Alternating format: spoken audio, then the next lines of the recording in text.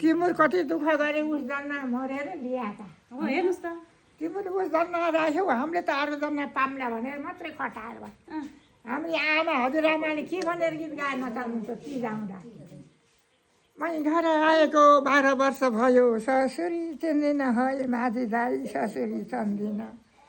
यसो गरेर ससुरालीतिर हिँड्न पर्दो मै घर आएको 12 वर्ष भयो स्वामी राजै चिन्दिन माझी दाई साल ढुङ्गा तारिजाउ न मलाई ढुङ्गा तार्नु घर काट जानु खर्च भरि राखे छोरीबाट तारिदिनु पाएँ कसैलाई काटे मसाले खाउली फर्केर जाऊ आमाहरूले गीत गाएको सुनि तिम्रो हाम्रो तिजे होइन नारी बरिलै देउ त के हो पालाको अब हो यी सुधा गइन्छ हो नि हो अब पार्वतीको पालाको चाहिने यिनी दृष्टि आज कस्ता गीत गाएर नाच्छन् आज त अब भगवान्को नामै छैन खाली तिमी राम्री म राम्री तेरो राम्रो मेरो राम्राको काम छ संसार चुरु मै बुढो अब अहिले कली हेरे हेर सत्यजुग लाग्यो कलिले धुर्कै गयो अहिले यो गीत मैले जो बनाइछु अब सत्यजुग तिमीलाई लाग्यो हामीलाई कलिले रुवाइरह्यो न हामी ओल्ड यताका अलि सुखमा भयौँ न पल्टेर गाली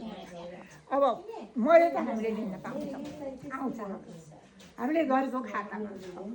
किन कलिले आधा लुट्यो छ आधा सत्यले लुट्दाखेरि पाइन्छ कि कसरी अहिले नेताहरूले काम थालिरहेको भगवान्ले पनि त्यस्तै भाग लाग्यो कृष्णले गर्ने के हो शिवले के हो गणेशले गर्ने के हो होइन हो कि सूर्यले गर्ने के हो चन्द्रले गर्ने के हो गङ्गाले गर्ने के हो पृथ्वीले गर्ने होम स्वामी अग्नि हुन् अग्निको नाम 12 वर्ष होम गर्दा पनि त्यस पाठमा आउँछ कलिलेमा सुन्यो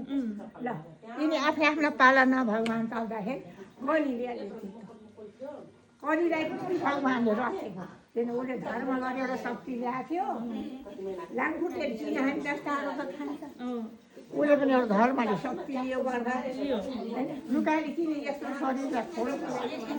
उसले पनि एउटा धर्मले शक्ति लियो धर्म एउटा धर्मको एउटा के हुनाले पालना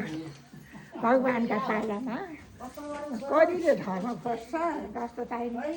रामलाई सीताहरू कलिले उसले बल्ल बल्ल गरे चाहिने पल्लो भए कहाँबाट